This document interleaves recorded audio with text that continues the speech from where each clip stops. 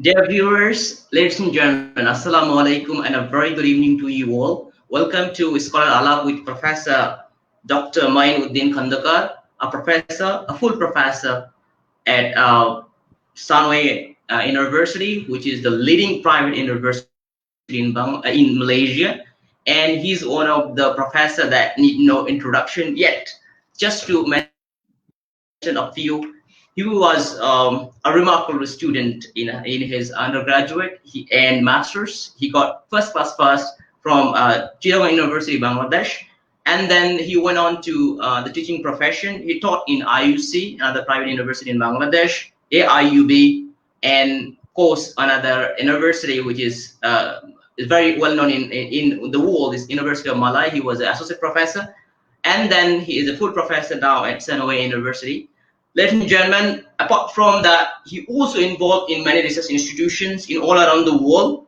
He's also a scientist in International Atomic Energy Austria, Korea Atomic Energy Research Institute, Institute of Physical and Chemical Research, RECON, Japan, France Atomic Energy, Bangladesh Atomic Energy Commissions, BAEC, and many more. Ladies and gentlemen, you can just name it.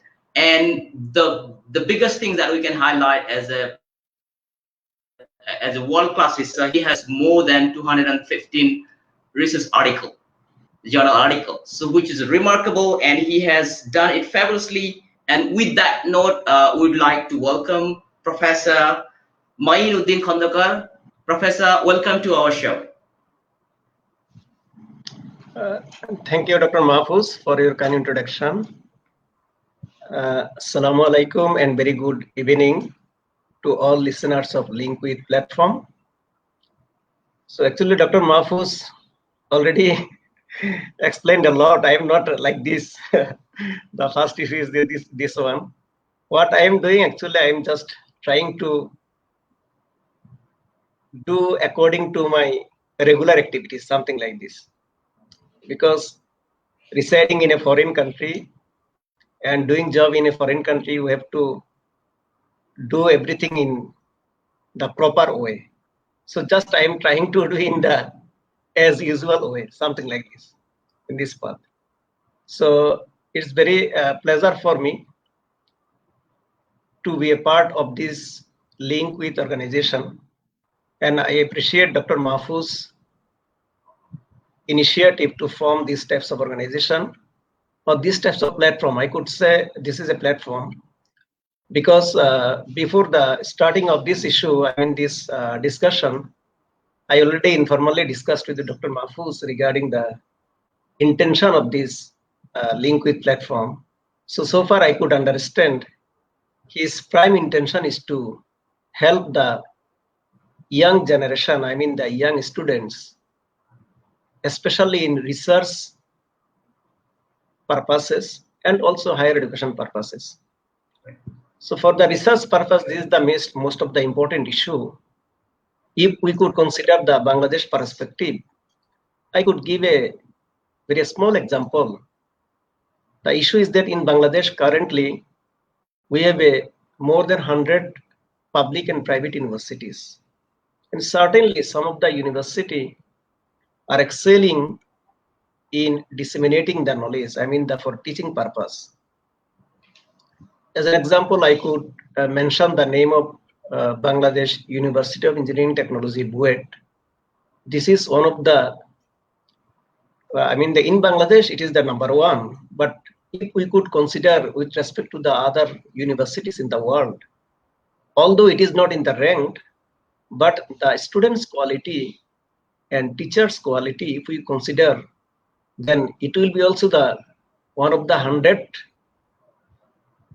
Among the 100 universities in the world. But unfortunately, this university, neither this university nor other university, even though Dhaka University or where I studied my BSc degree, the Chittagong University, none of the university is within the 500 university in the world ranking. So what is the problem? Where is the problem? I could give an example. You can easily understand all Bangladeshi who already joined in here. I mean, if someone did his BSc degree, even MSc degree, if there is any possibility, from Bangladeshi university, then it will be very difficult for him to get a good position in outside the country. I mean, get a job or something like this in the first application, even though he is the very brilliant student. Then the problem is where? Problem is certainly in our education system. So that means we are only relying on the disseminating of the knowledge. That means there are two parts in the university education. University means universe. It is dealing with something universe, something like this. Universal education. So that education is a knowledge. If we could divide this knowledge into two parts, one is the knowledge creation, another is the knowledge dissemination. So if we are not involved with the knowledge creation system, as an example, in our universities, in Bangladeshi universities mostly, most of the professors, they are just conveying the message from the book, from the articles, from the internet, these things, that things. So my question is, someone already spent his time or his whole life to write that book, to find, to discover the knowledge, to invent the knowledge, and to write the book or to write a journal, this thing, that things. So that is the knowledge creation part. So that creation part is completely absent in our country. Only we are relying on the knowledge dissemination part. So that means based on the dissemination part, it is good that, okay, we are theoretically or in this way, in the half of the way, we are doing very well. Our students are very brilliant. But problem is that with this part, with these types of knowledge, they are incapable. They are not able to compete with the international standard. Getting a degree, good education from Bangladesh, they are not able to get a good position, good job in foreign countries because they are involved on the half of the education system, because university education system is in this case. If you compare in our country, the college education system and university education system, you will hardly find any differences between these two. In college also, the teachers are conveying the message from the book. Universities also, they are doing the same job. So that means there is no, without the name, there is no basic difference. So this is the issue actually. In this regard, the large part or one of the part of the main important part of the university education, the knowledge creation, that means the how knowledge is created, by how knowledge is discovered, by the research.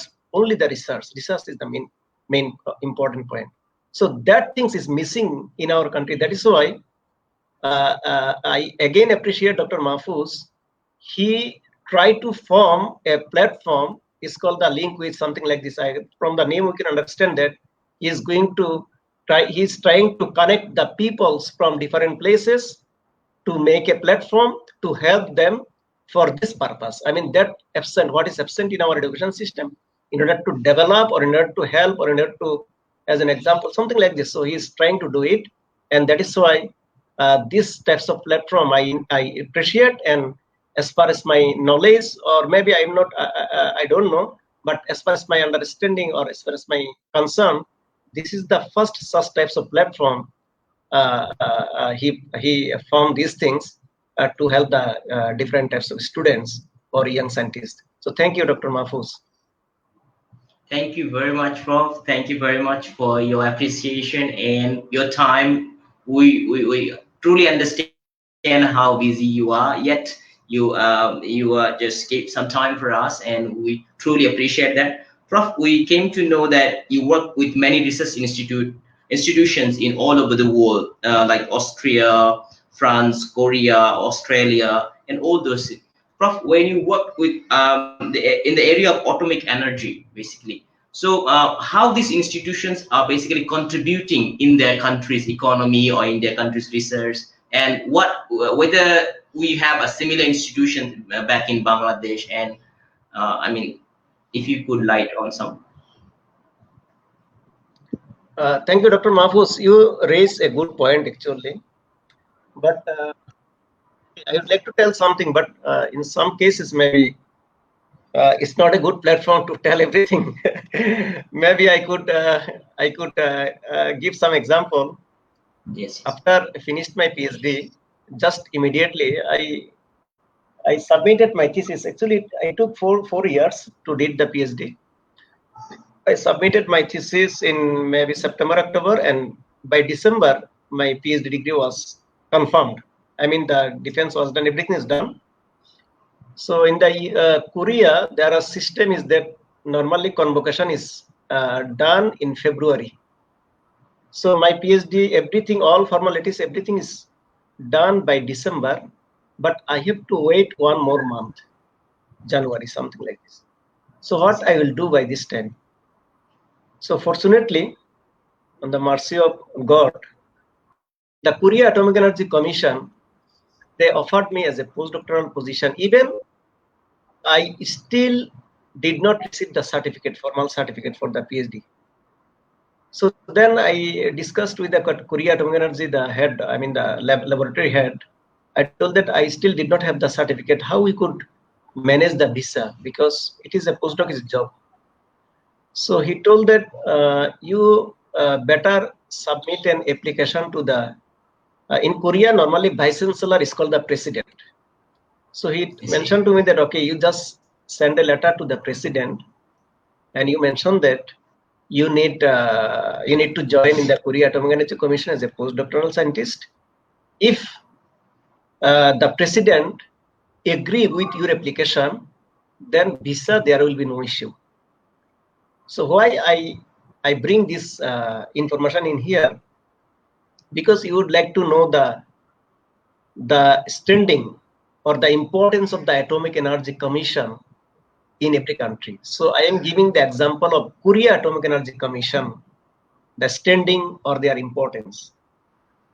You know, the Korea, because I first time I went there in 2004 February, and I left Korea in 2008. After that I didn't go. But Korea, when I just go there, I found that Korea is a country 100% educated, but educated not the signing only. They are the internet educated at that time in 2004. 100% internet educated. And Korea is a country, South Korea, you will not find any natural resources. Nothing is there. Just rocky hill, just some rocky hills. Even in the hill, there is no tree, no natural trees also. And it's not a big country, it's a small country. Then how could they did this development? What is the basis of their development? This is my observation. Maybe I might be wrong, or I'm right. I don't know. The issue is that the Korean people, Korean nation, at that time I can understand that they salute the Korea Atomic Energy Commission. I repeat, they salute the Korea Atomic Energy Commission always. And those who are doing job in the Korea Atomic Energy, they salute them. Why? What is their contribution? You know, as I mentioned to you, Korea is a country where you will not find any natural resources. Nothing is there, nothing. So then how they develop? They develop by the technology. They are technologically advanced country. So in order to in order to develop by themselves with technology, what they need? Certainly they need the power. Power means the electricity. I am mentioning the electric power. And Korea Atomic Energy Commission is the institution, their formal institution who contributed the nuclear power plant in Korea. 42% at that time, so far I can remember, 42% of their total power consumption is produced by the nuclear reactor. And as an example, I also worked in the France Atomic Energy Commission for some times in Paris. Their contribution is the 70% of the total power consumption of the country. 70% is supplied by the France Atomic Energy Commission. So now you could understand the Atomic Energy Commission, the standing, their contribution in a country. What is their contribution? Why the country's people do salute to them always. So that is why when I can, this is my belief, or I can tell something. Since I did the work in Korea Atomic Energy Commission, I joined as a postdoctoral fellow there. I was doing very well. Alhamdulillah, I was doing very well. because I always try to do the work. What is, as usual, daily work. I would like to do the just daily work. So when I was doing the postdoc at that time, and simultaneously, because I finished my PhD, I was applying here and there also. And alhamdulillah, I got the offer from the International Atomic Energy Commission, the Vienna. And it was very good salary at that time. Very good offer without tax and everything. Right. So then I just mentioned my boss that I got an offer and I would like to. My boss don't allow to go, leave me actually. You know, in the Korea Atomic Energy Commission, this is the tradition. If someone joined and if someone is leaving, they give the party, special party. Yes. So when I was leaving, they didn't give any party. They are not happy. So anyway, I left because I understand that I got that International Atomic Energy Commission that offer because I was the employer. I was one of the employee of the Korea Atomic Energy Commission. International Atomic Energy Commission, they knows the standing of the Korea Atomic Energy Commission. Their contribution in the nation building, in the economic development. As I repeat again, Korea is a country where you will not find any natural resources. Nothing is there. But they are one of the most technologically advanced, very clean people, very clean-minded people. Very clean-minded people. Their mentality is developed in that way. If you lose your money back, you can go to the nearest police station, you will get it. So this is the issue. I mean, now if we compare this, the standing of the Atomic Energy Commission, I can tell that Bangladesh Atomic Energy Commission also, it was maybe in the similar time. I'm not sure, maybe similar time it was established or something like this. Because previously it was Pakistan Atomic Energy Commission, something like this. So that Atomic Energy Commission, so far I know because I was the student of the Bangladesh Atomic Energy Commission. I know that talent people normally, from the science background especially, the talent student, they join there. But due to our national policy or something like this all talents after few years of joining, I don't know. You know the better what is the contribution in the country their contribution. So, Prof, you were in industry. You were doing very great, and then you joined another industry, which is academic industry, education industry, and you started picking up with the knowledge creation through research. And we noticed that you have. I mean, the number is definitely like remarkable. You have 215, which is Web of Science. Like many of us, it's just like a dream for us, Prof. If you could share some secret with us that how a young generation or young researcher could follow your footprint, or maybe, I mean, maybe we can just get some ideas. I mean, what to prepare to go there or to follow your footprint. Thank you. Thank you, Dr. Mahfouz. Actually, this 215, okay, it's a good number, but there are some history actually behind of these things. The first, before going to the number or before, telling something, first I would like to give credit to all of my contributors in this number. Certainly, many contributors are there. The topmost contributor is my student. When I was the University of Malaya, I already gave, I was the main supervisor, at least 10 PhD students. Already 10 PhD students I produced. And alhamdulillah, none of my PhD students who worked with me, none of them during their PhD period produced less than 8 or 10 publications. So this is, I could give the credit to them. But I have to play some role. Yes. When they joined with me, so sometimes I try to just make a sparking to them, nothing else. Right.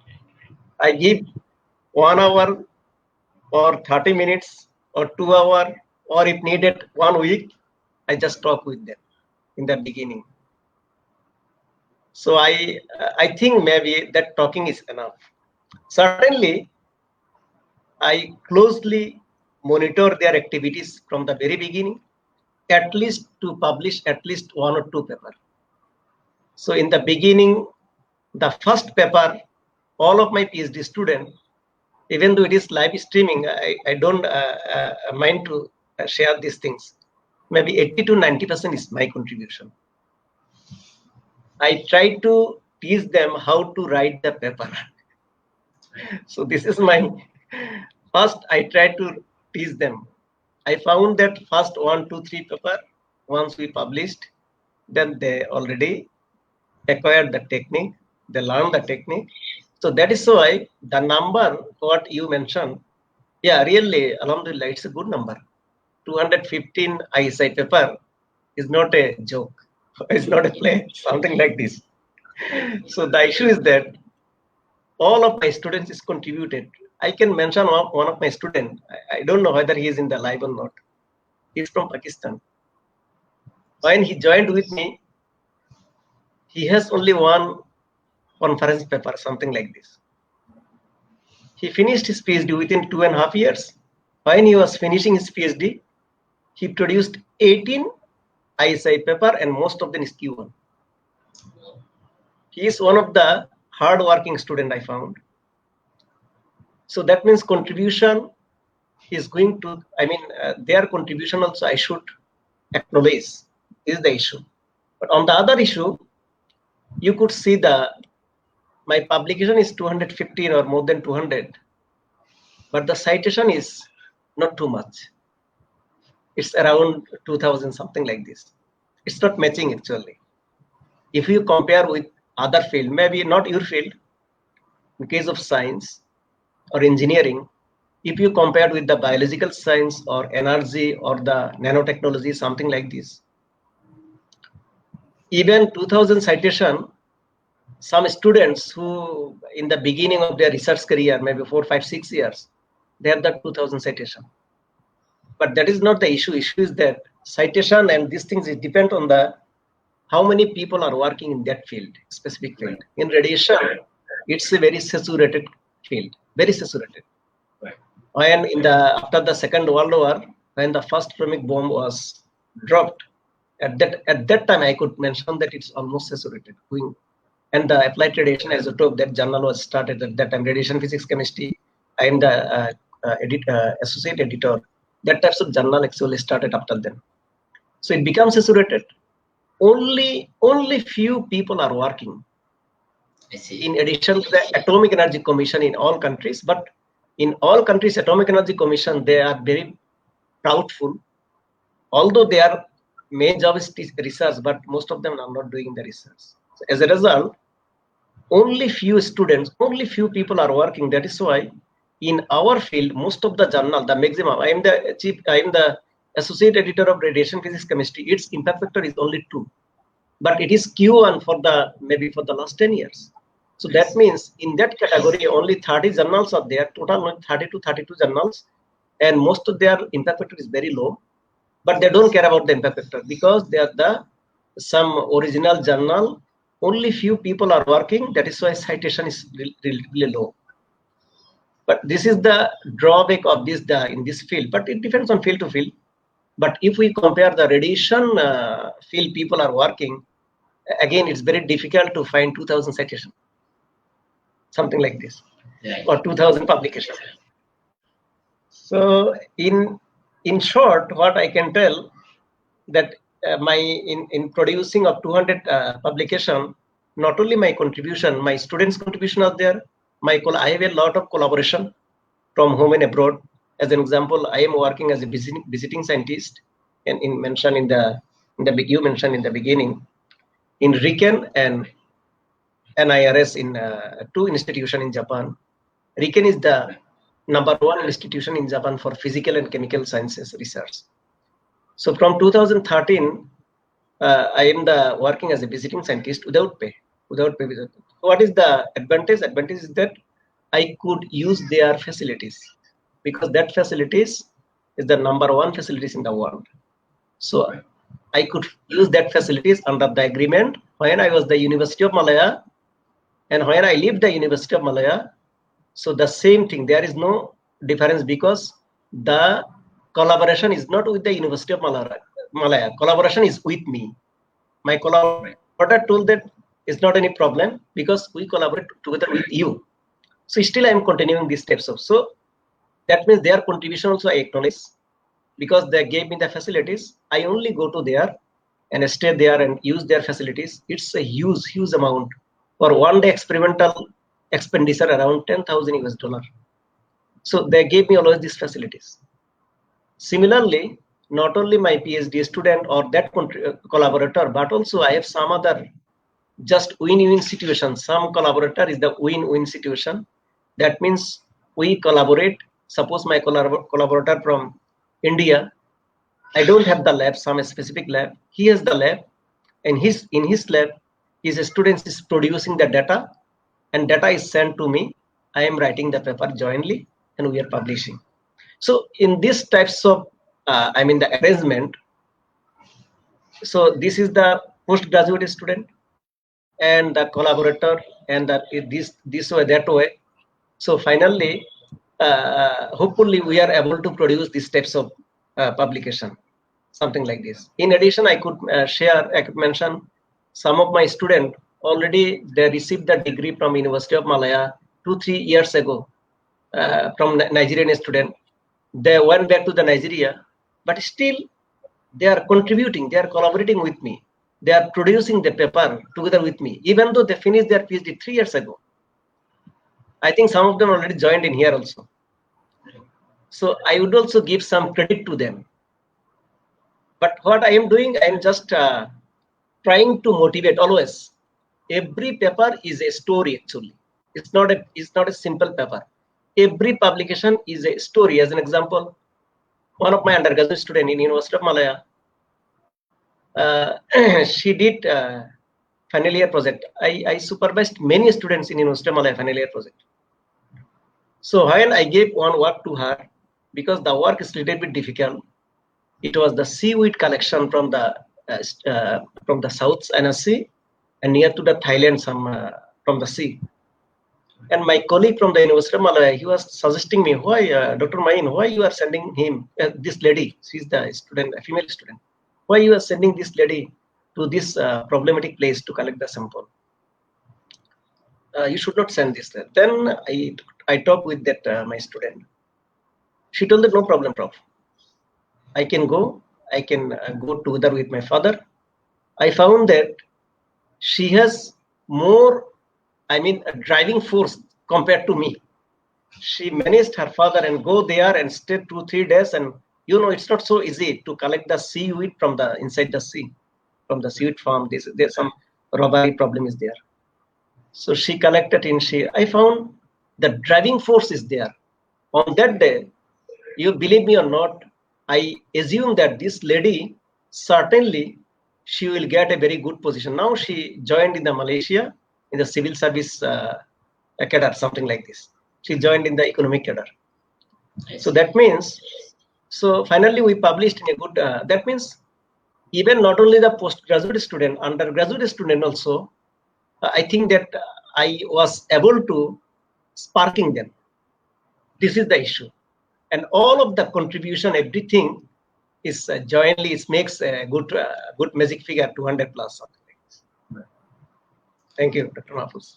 Thank you, Prof. Thank you very much. Prof, we have a number of students back in Bangladesh and some other subcontinental countries, including Africa's, who are doing their BSc and MSc in physics and around these areas. So basically, if they want to pursue their PhD, or if they want to develop a career in physics or in radiation and nuclear physics, as you are one of the emerging and promising research in radiation and nuclear physics, Prof. So what would be your suggestion to these undergraduate or master students back home in Bangladesh, if or other country, if they want to pursue PhD and want to develop their career in this area? Thank you, Prof.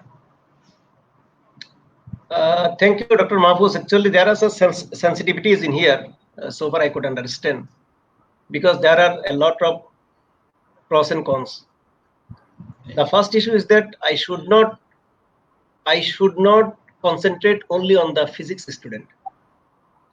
I see. I should tell all students in Bangladesh in the beginning, in the first, when we started our conversation, I told that education system in Bangladesh completely is following the half of the part only, because I categorize two parts in the university education: knowledge creation and knowledge dissemination.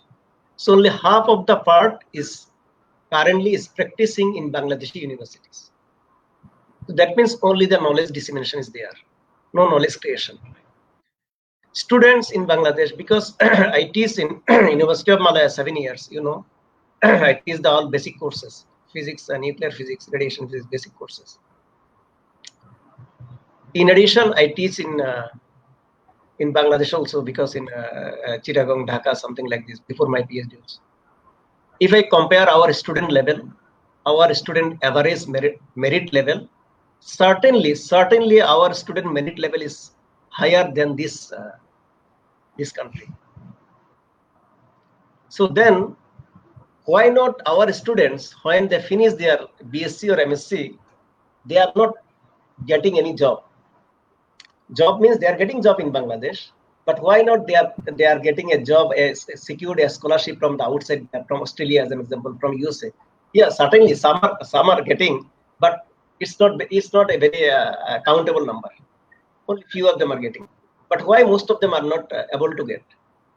Even why most of them who in Bangladesh who studied in the public university, after finish the MSc, also they are not able to give a good presentation in front of the good panel, something like this. So what is the problem? Then how they can get as an example for a scholarship or something like this? So this is the problem with them, is that there is no research. So since there is no knowledge creation part, they are not trained up or they are not developed throughout their education system up to the master's level, if they did the master's in Bangladesh. But on the other end, whatever discipline it is, whether it is physics or chemistry or computer science or whatever it is, if, as an example, if one student can take the admission in University of Malaya in the MSc, as an example, MSc admission, he took the admission in the University of Malaya in the MSc course, and he did or she did the MSc in University of Malaya, certainly within this, when he do the MSc, within these 2 years, he can produce 2 to 3 publication, good publication. That means he now engaged himself in the real knowledge creation industry. How to create the knowledge, how to discover the knowledge, how to write the manuscript, how to write a story, this thing that now he is just practicing his, achieved theory, this thing, that how to apply this thing, everything now he knows. Once he learned these things, then it is, it's very easy for him to get a scholarship, full scholarship from Australia, full scholarship from Canada, full scholarship from USA. It's very simple for the PhD study. So my suggestion especially for the young stars in Bangladesh who already did the BSc program in Bangladesh, or even did the MSc, they should do a MSc in a foreign country, as an example, Malaysia or some other country, where there is some research strength up there. As an example, University of Malaya is a good institution. Even my university, this private university, Sano University, but they are emphasizing a lot on the research. So that means if someone can take this admission in here, and he or she can do the 1 or 2 years study in here, did the MSc, and by this time, certainly, in order to get the degree, because the degree criteria is that he has to produce 1 publication. Without publication, he cannot submit his thesis. And that publication should be ISI, not even Scopus. That means it should not be the garbage journal. If garbage journal, he will not learn anything. So that means in order to do these things, by doing these things, he already achieved some knowledge. And when he finished he got his degree, so he has a good degree. University is not any matter actually. University is not matter, because it's my understanding. University is not matter. Matter is what he achieved through when he did the MSc. If he already have the 2-3 publication good journal in the good journal, then certainly if you apply in different countries, I can guarantee you, if you apply with the 10 institutions, you will get the admission offer with the full scholarship from any of the institution in a good country. So this is a good opportunity, good platform, good steps for the Bangladeshi students to get the admission in another country, something like this, where real education is there, and did the MSc, and then they can choose their destination, whether they could continue their PhD study in that country, or they can jump to the other first world country. So this is one aspect. On the other aspect, you mentioned regarding the radiation, something like this. Radiation research is, as I mentioned, it's very well established. After 1940, nuclear and radiation, that field is almost saturated. What facilities are available in the Bangladesh Atomic Energy Commission? The same facilities are available in Malaysian Atomic Energy Commission. So in respect to even same facilities are available in the Canadian Atomic Energy Commission or Canada some university, because for the radiation and nuclear facility, it's not possible for a particular university to develop all the facilities. It's not possible for a university. I was in the University of Malaya in the radiation lab. You will not find many facilities up there because there is some issue. You have to get the licensing, this thing, that a custom clearance. You cannot buy the radioactive source. You cannot this thing, that things. Also, the instruments are very. You cannot maintain as a nuclear reactor. This thing, that thing. So, you have the facilities in the Malaysian Nuclear Agency. The same facilities or better facilities are available in Bangladesh Atomic Energy Commission, and the great scientists are there. So the issue is that we have to train up. I mean, we have to make some sparking, some motivation. Our students, they should do even they don't need to take the admission in here. They can do the admission in our country, MSc admission, but they can do the work with the Atomic Energy Commission with a good motivating scientist, with a good motivating person. Then if they could produce the paper from our country also, then it will be easy for them to get the better future, better career in advanced country. But in that case, in our country, so as far as my concern, the Atomic Energy Commission, actually there is no difference for a good journal or a garbage journal. I mean, when the employee, they produced, as an example, they produced one paper in Bangladesh Journal of Physics, and another employee, just as an example, I am not going to making something inferior to the Bangladesh Journal of Physics. I am just telling someone, as an example, he published in the Bangladesh Journal of Physics, and some other employee he published in the Physical Review C, as an example. Physical Review is published from the USA, American Physical Society. So Physical Review C in Bangladesh standing, Bangladesh policy, Bangladesh, the employer evaluation committee, they evaluate the Bangladesh Physical Society, Bangladesh Journal of Physics publication, and Physical Review C publication is same category. Same points, same number one. Okay, one publication. He also one. He also one. So that means that is why our scientists, our teachers, they're demoralized. They don't have the thirst to find this best output, because they think that why now the issue is that you can publish Bangladesh Journal of Physics or these types of journal. If you try, you can publish maybe this. I'm not telling Bangladesh Journal of Physics. Suppose these types of journal, you can publish many papers, no problem. But if you would like to publish one paper in the Physical Review, you may have to wait 5 years. Not wait, you have to work continuously. Then you have that types of idea, that types of things. So that means now you can compare. You cannot compare this and this. So this is the issue. This is our policy. I mean, the issue problem with the flaw. There is a big flaw with our policy. So that is why our institutions are not performing in our expected level, and our students, when they are inside the country, they are not getting the correct. The correct guidance. I can give the one example of my own. After I finished my BSc, so at that time there is no internet. So I discussed with one of my senior brother. I was thinking whether it's possible to go to outside the country to do the MSc, something like this. So my departmental senior brother, he suggested me go to the British Council. He told that go to British Council, they have some booklet for the England universities or something like this. Then I went to the British Council and I found a booklet. I took the booklet and I took they are all addressed, these things, that things, everything is there. And using that address, I send one postal email. So after postal email, they send me, they gave me the form and these things, that things, University of Oxford. Then, is I should not hesitate to tell. When I was trying to fill up the form, even though I secured the first class first position, and it was very good marks also. But when I was fill up the form, I found that in some column it was not possible for me to write what I should write. I am not understanding. I took help from my teacher. So finally, I fill up and submitted that form, not by internet, not email, by hard copy. And after 1 or 2 months, I got the full admission offer letter, conditional admission offer letter from the University of Oxford.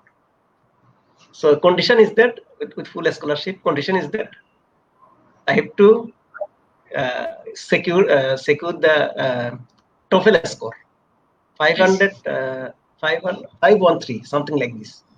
I see. So by this time, actually, my MSc class already started and everything is done. So university is far from the city, and I was living in the hall. I come from the village, and there is no guidance. I don't understand the intensity of this offer letter from the University of Oxford.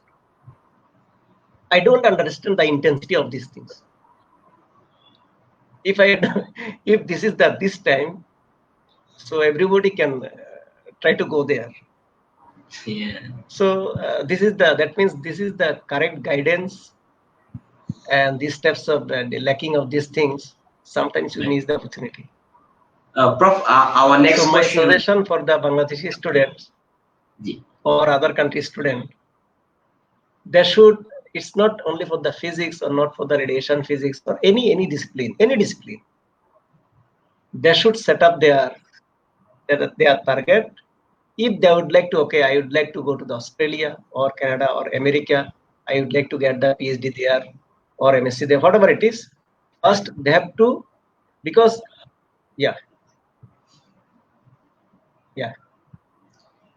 Prof, many students. I cannot hear. Oh, sorry. Can you repeat again? Prof, many students. Can you repeat again? I didn't hear you. Okay, sorry.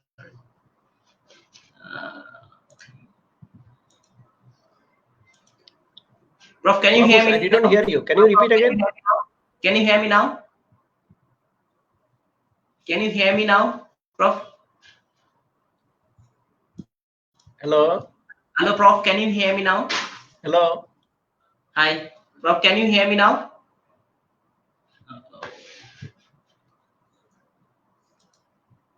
Hello, Prof. I can hear you, but can you hear me, Prof? Hello. No.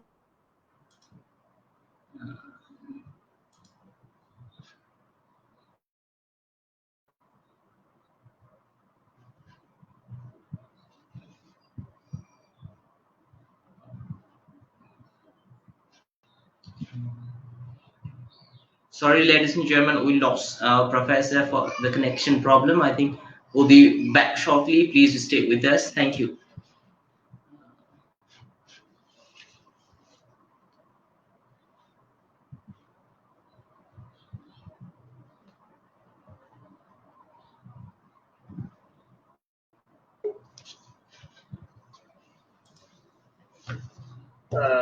Mafu, can you hear me, Prof? Can you hear me now, Prof? The connection.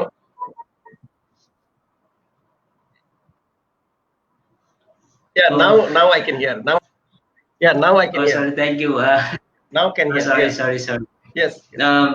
Sorry, ladies and gentlemen, we lost. You cannot hear? Yes, I can. I can hear. I can hear. Prof, our next question would be: there are many students who did MSc and of course BSc. They want to do PhD, but when they want to do PhD, usually they need to prepare a proposal.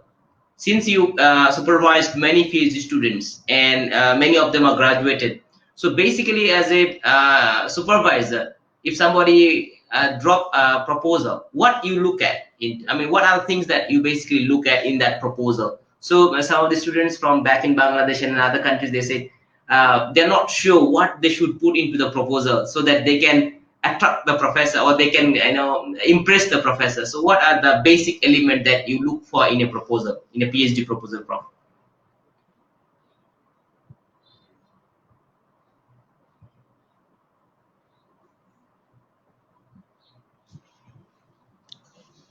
Thank you, Dr. Mahfouz. Actually, for this particular question or particular case, based on my experience, maybe I am not right, and it should not be the same to everybody.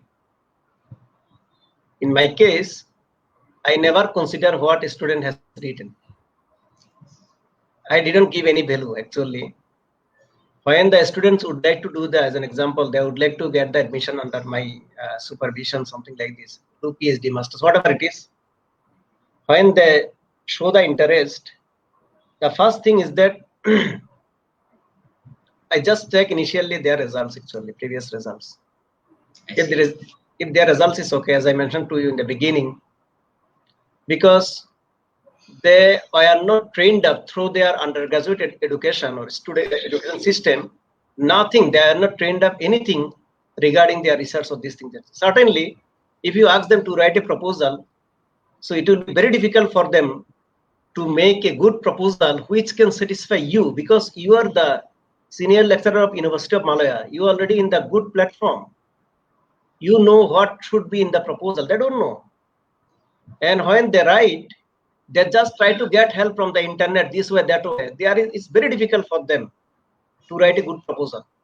But when they send you the proposal, if you are determined that, okay, you would like to take this student, the most important issue is that if you can take the students when he or she joined with you in the beginning, as I mentioned to you, you can talk 2-3 days with them, then you can just motivate and you can give them your proposal. I mean, you know what is the niche area of the field. As an example, someone would like to do the PhD with me. This is my observation. As I mentioned to you, this should not be the generalized to everybody, and this should not be the applicable to everybody. In my case, first I would like to see, as an example, if someone applied to me for doing the PhD, then I try to understand what is the current condition of the student.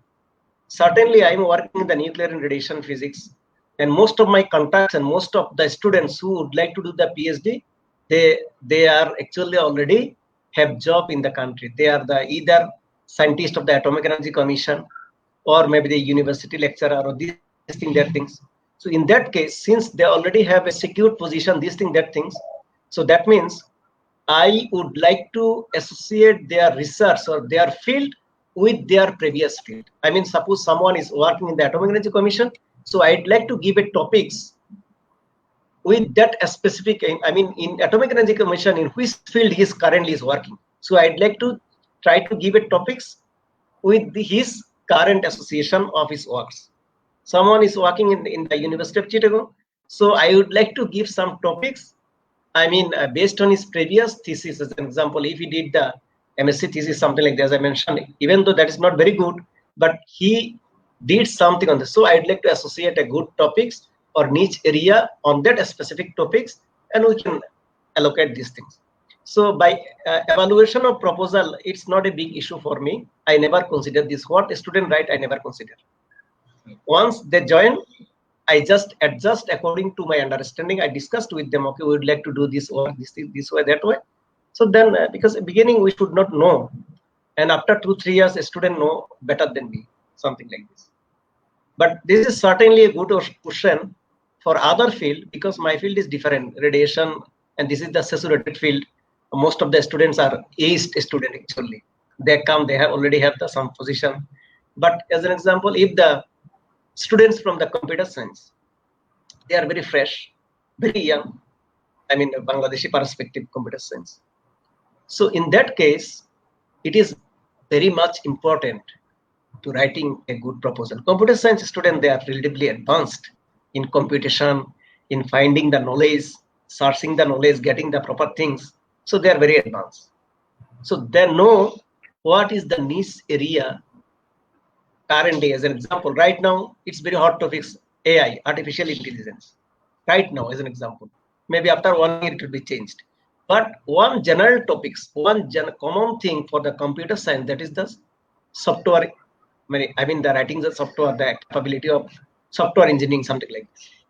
So if someone have this capability of writing some proposal with the specific current, they should understand what is the current trend. If current trend is the artificial intelligence, and he can write something regarding the artificial intelligence, he can find out the what is the current gap, what is the problem with the current knowledge of this artificial intelligence, what artificial intelligence currently, what is not able to do. So if he could understand this information, and if he could write this only few keywords regarding this information in his proposal, then certainly the PhD supervisor, master supervisor, they will be pleased. They would like to take him. They would like to post this guy in his lab. So that means before sending any proposal, they should try to find out the niche area of that field, or the gap. What is the gap of that field?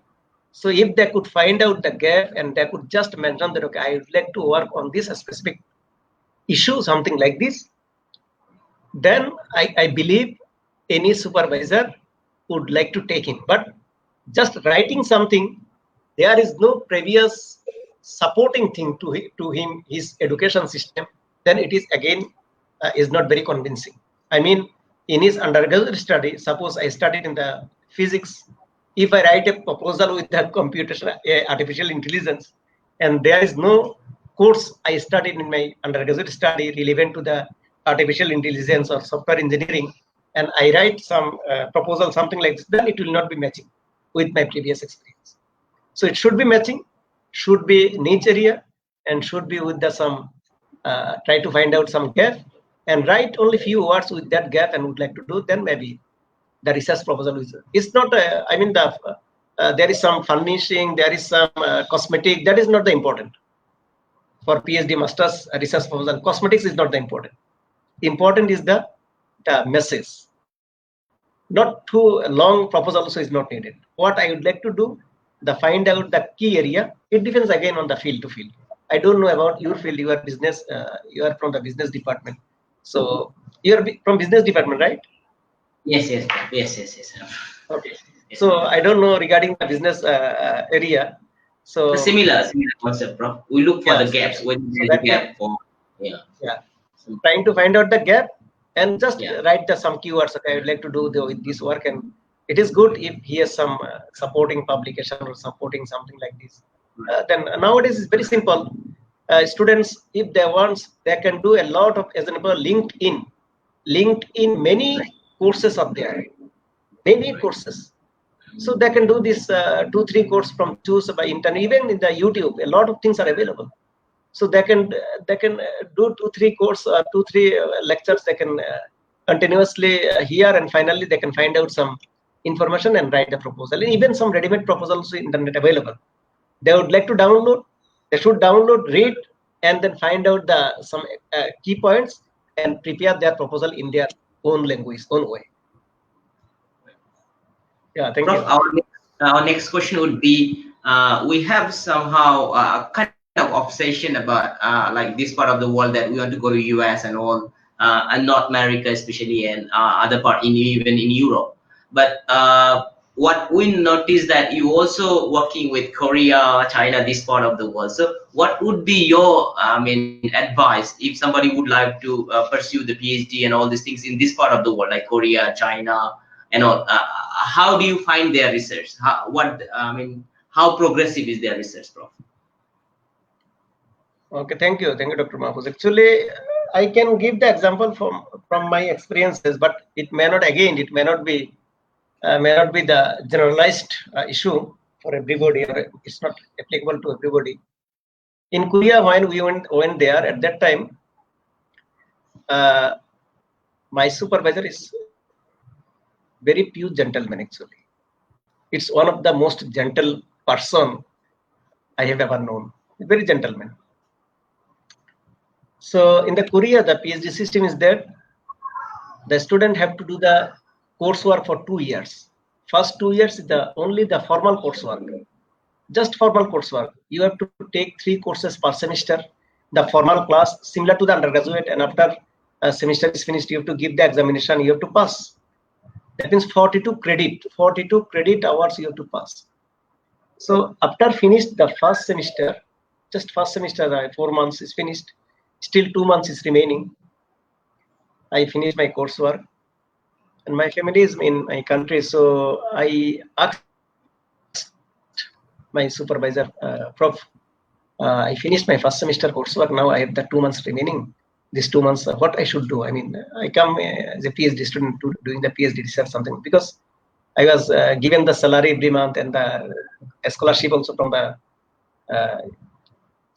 Korea. So my supervisor just mentioned that, oh, Khandaker, you come, just enjoy time. Don't need to do the research right now. finish the coursework first, and by this time we will give you the topics, and gradually you do the work. Right. So even okay, then maybe next semester he gave me the work, and I started my work. But initially I didn't get any help. The whole day I was trying to do the calculation. In the evening, when I was going to the house, I just start everything and go to the house. I was continuing this way for at least 1 year. And the Korea, the same information, the same thing in the University of Malaya, you have to publish at least 2 to 3 papers. Otherwise, you cannot give the PhD defense. Right. So in this way, my supervisor never tell me. I don't know what is ISI when I was studying the PhD. Even inside the Korea, I don't know what is ISI. But my supervisor just told me that you have to publish the SCI journal. He told me. SCI means Science Citation Index. Right. I don't know what is SCI journal. He didn't tell me. He is very gentleman. He usually talk very less. So he told me that you have to publish SCI journal. Later he just particularly told me that you have to publish in the nuclear instruments and methods in physics research as an example. So alhamdulillah, when I finished my PhD at that time, I already have the 890 publication in that specific journal. That means that they don't give me direct any pressure, give me the platform for working, arrange the experimental facilities, and tell me that do your work by yourself.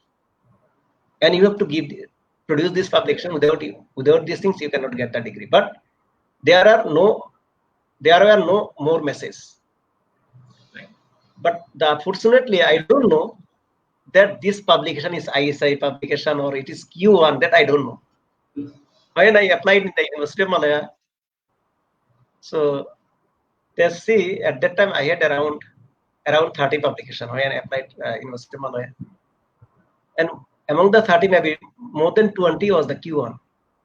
At that time, University of Malaya, only few lecturer, few professor have the Q1 publication, this record.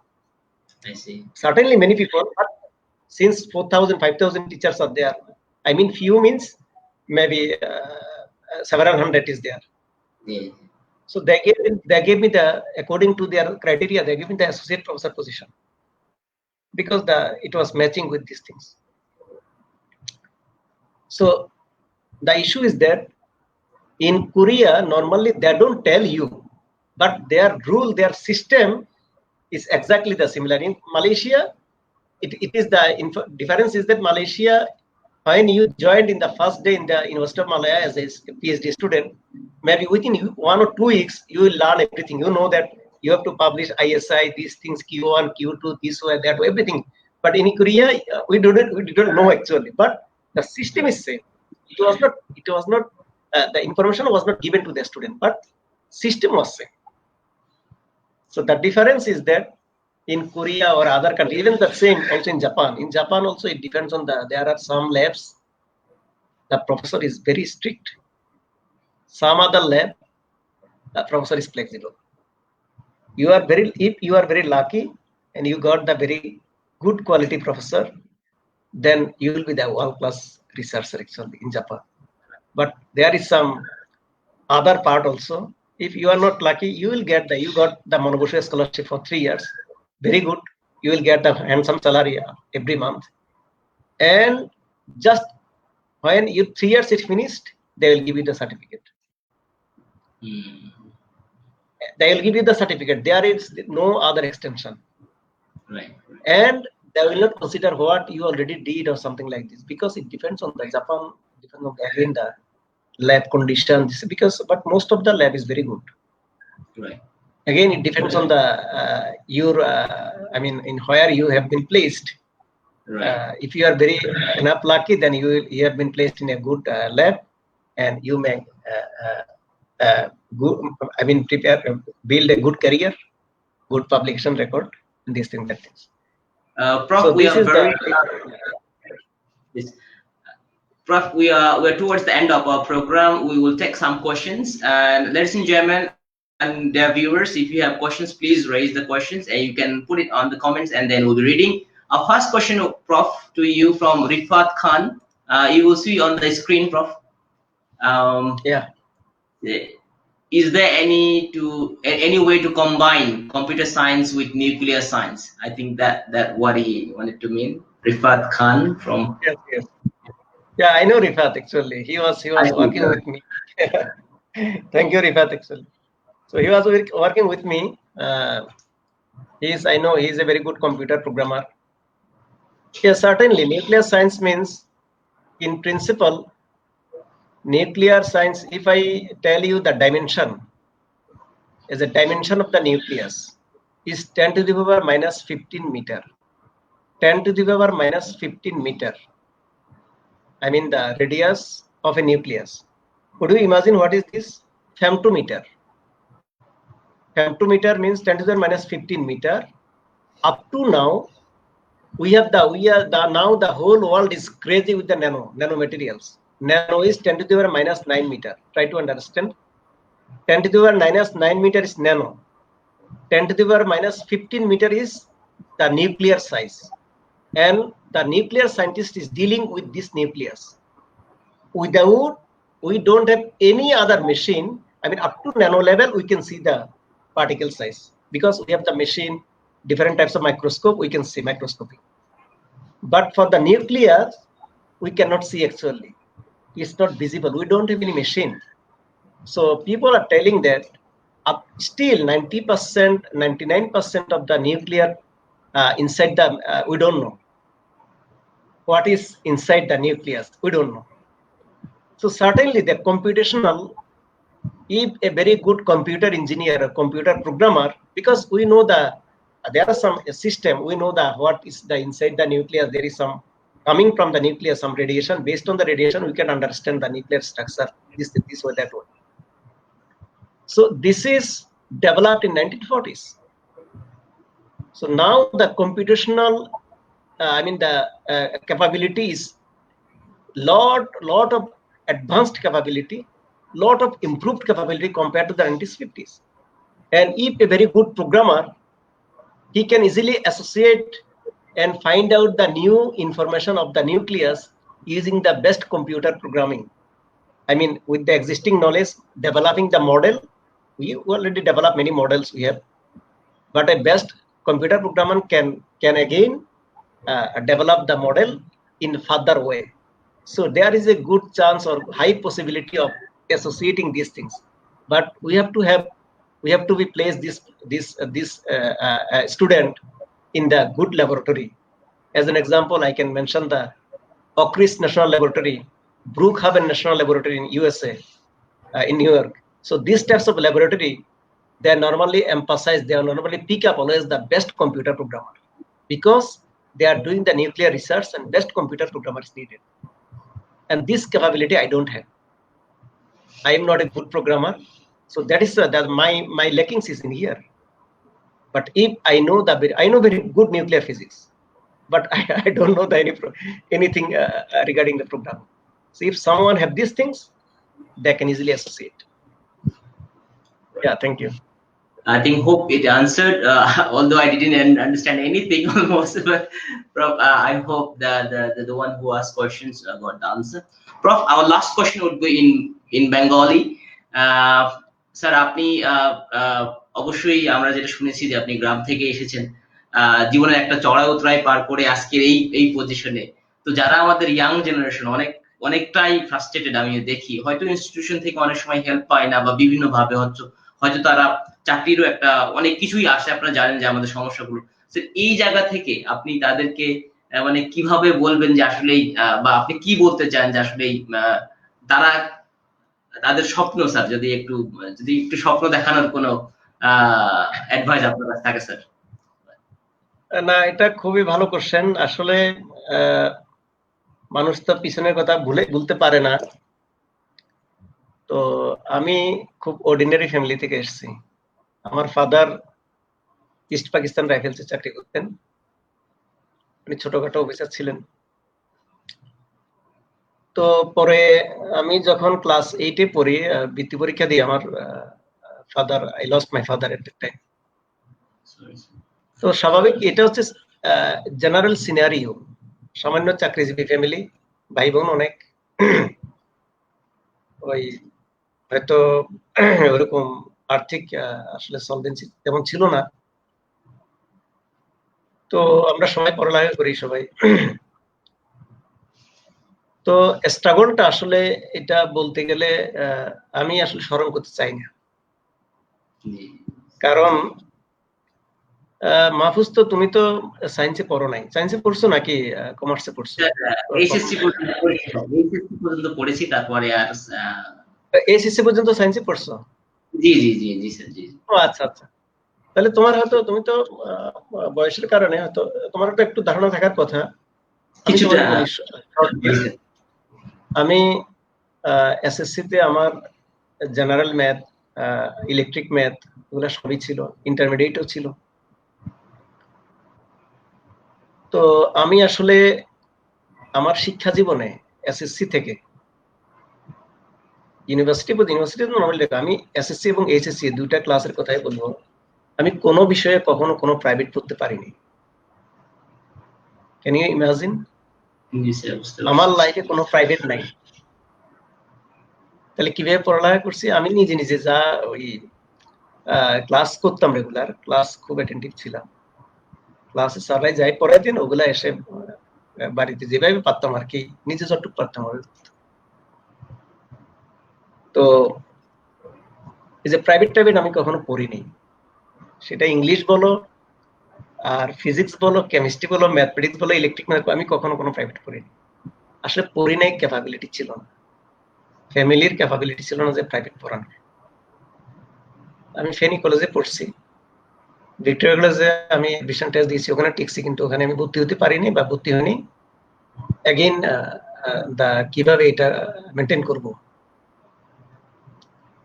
ইউনিভার্সিটিতে এসে আলহামদুলিল্লাহ তখন আমার ভাইরা ভালো চাকরি বাকরি করে, তখন আর প্রবলেম হয়নি। আসলে খুব স্ট্রাগলটা খুব, এটা আসলে বলা যাবে না, মানে বলে এটা বোঝানো যাবে না, এটা বলে বোঝানো যাবে না।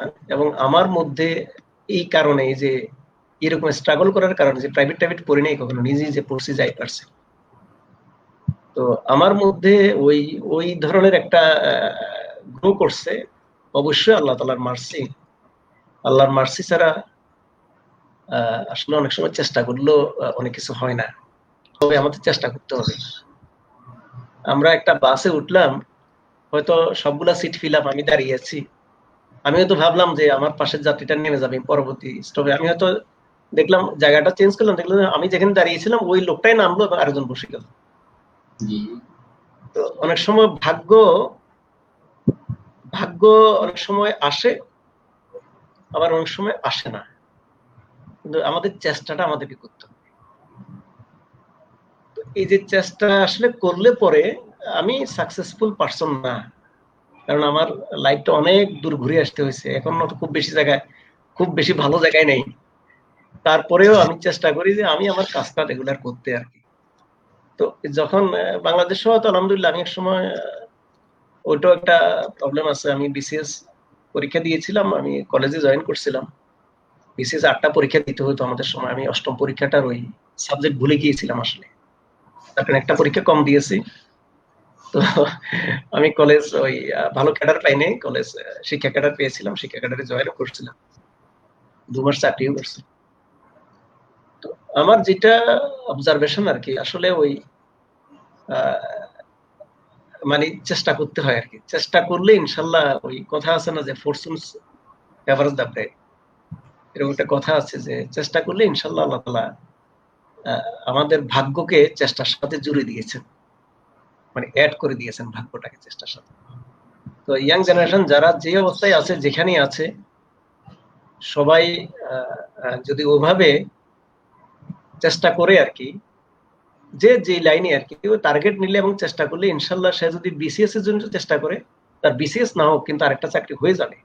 সে যদি বাইরে আসার জন্য চেষ্টা করে, এখন তো অনেক কিছু অবারিত, অনেক ইজি সবকিছু। এই যে তোমার এই যে প্ল্যাটফর্মটা বা আমি কথা বলতেছি, এগুলো ইজি। আমার অ্যাড্রেস পাওয়া, ইন্টারনেটের নাম দিলেই চলে আসবে। যদি কোনো হেল্প লাগে চায়, অবশ্যই আমরা, এটা আমাদের দায়িত্ব। যদি কেউ সামান্যতম হেল্প চায়, আমরা যদি করতে পারি, একজনের ভালো যদি হয় finally at the end of the day, সে মনে না রাখলেও এটা কোনো সমস্যা নেই। জি। কিন্তু জিনিসটা হচ্ছে, এখন আমি আর তুমি না, এরকম বাইরের যে কোনো কারোর কাছে যদি সে হেল্প চায়, ইমেল করে, ইজিলি সেটা পাবে। বাংলাদেশেও সেম, এখন অনেক ধরনের মোটিভেশনাল স্পিচ আছে, এই আছে, সে অনেক কিছু আছে। এগুলো এক সাইড নিজে যদি আসে, টার্গেট ঠিক রাখে এবং ওইভাবে চেষ্টা করে বা চেষ্টা করতে থাকে, ইনশাল্লাহ সমস্যা, হতাশার কিছু নেই। আল্লাহ তাআলা প্রতিটা মানুষকে পৃথিবীতে পাঠিয়েছেন তাদের রিজিক দিয়ে, তাদের জন্য সবকিছু দিয়ে দিয়েছেন। আমাদেরকে আবার চেষ্টা করতে হবে, কিন্তু বসে থাকলে আসলে, কারণ ভাগ্য এবং চেষ্টা দুটাকে আল্লাহ তাআলা একসাথ করে দিয়েছেন, চেষ্টার সাথে ভাগ্যটা জুড়ে দিয়েছেন। এই জন্য আমাদেরকে এগুলা করতে হবে। এটা আর কি আমার, এর বাইরে আসলে কিছু বলার নেই। লাইফটা স্ট্রাগল, আমরা এখন স্ট্রাগল করতে। তুমি সকাল কয়টায় অফিসে আসো, কয়টায় যাও? এখানে ইউনিভার্সিটি মালয়েতে তো খুব স্ট্রাগল করতে হয়। আমি যেহেতু চাকরি করছি 7 বছর, আমি জানি। আমি এখন স্ট্রাগল করতেছি। আমি শুরুতেই তোমাকে বললাম যে এসে এশার নামাজ পড়ে তারপরে কিছু খাওয়া দাওয়া করতে করতে এখানে 10টা বাজে যায়, 11টা, 10:30 বাজে যায়। দেশে একটু ফ্যামিলির সাথে কথা বলবো, এই সুযোগ পাই না সময়, সারাদিন কাজ করে টায়ার্ড থাকি। জি, thank you. Thank you prof, আপনার শেয়ার করার জন্য। প্রিয় দর্শক শ্রোতা, বিশেষ করে যারা আমাদের তরুণ, একেবারেই যারা উঠতি বয়সের তরুণ, আমি বলবো যারা 20s-এ আছেন, অনেকেই আমি বিভিন্ন ক্ষেত্রে যাদের যোগাযোগ করার সুযোগ হয়, অনেকেই বিভিন্ন ভাবে হতাশা প্রকাশ করেন যে আসলেই অল্প একটুতেই ভেঙে পড়েন। তো আপনারা দেখলেন যে আমাদের আজকের যিনি প্রফেসর, যদিও উনি very down to earth, এই জন্য বলছেন যে ওনার position, but we know what he has done for in his research and all this. So এই জায়গা থেকেও এবং এই জায়গাতে যেতে যে লাইফটা উনি পাস করেছেন, ডেফিনেটলি তার কিছুটা আমরা শুনতে পারলাম বা বুঝতে পারছি কিছুটা। তো প্রিয় দর্শক শ্রোতা, যারা ইয়াং, যারা তরুণ, আপনারা হতাশ হওয়ার আসলে সুযোগ নেই। আসলে যদি কঠিন বিশ্বাস থাকে আল্লাহর উপরে, আসলে হতাশ হওয়ার সুযোগই নেই। তো আমাদের পরিশ্রম করে যেতে হবে, এবং ইনশাআল্লাহ আমাদের গন্তব্যে বা যে রিজিক আছে আমরা ইনশাআল্লাহ পেয়ে যাব। Prof, we have a last question. Someone from, I think, Nigeria probably. So would you like to take this question, Prof? There's one question last, then I will be finishing up. Data in Nigeria, because of the nature of our detectors, we have few different types and many have no calibration or are broken down. With this problem, we have excellence for conducting research in environmental radioactivity and other areas of radiation. So can I join researchers from other countries to ask for data from them, and then we write the paper together and get it published? Yes, I got the question. Miss Hawa, I got your question.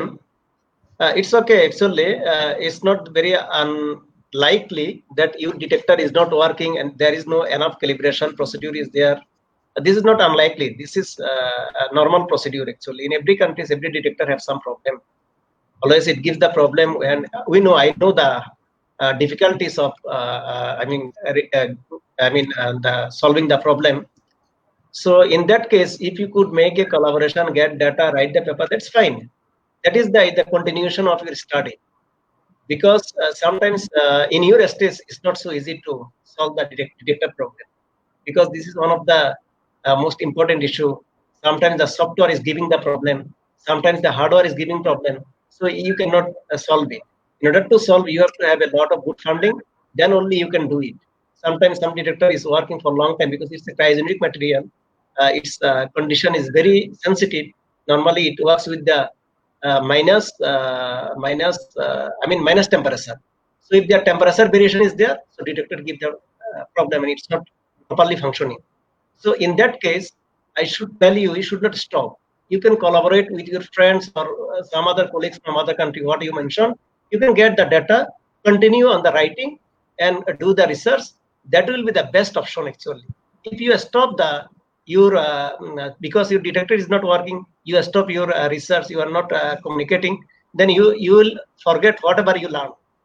So you should not forget. You should be in the in your pace always. Thank you. You should contact with me if there is any further information is needed. I know you have my email address, so you can just contact me. Thank you, Hawa.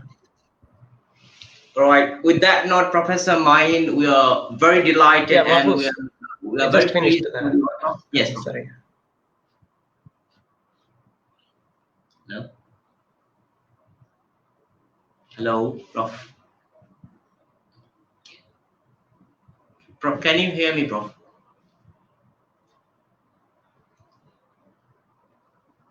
Yeah, I can hear you. I can hear you. Right, Prof. So yeah, we I can hear you. Yeah, so the time to leave the show for today. And ladies and gentlemen, we are very delighted and we are very lucky to have Professor Mayeen Uddin Khandaker with us today with the Scholar Alap episode 12. And we believe that with the blessing of Allah subhanahu wa ta'ala, we got a lot of inputs from him. And surely anyone from the young researchers around the world, you are most welcome to contact if Professor has. I'm sure he's very busy yet. I feel that he will entertain if you have a right approach to get in touch with him.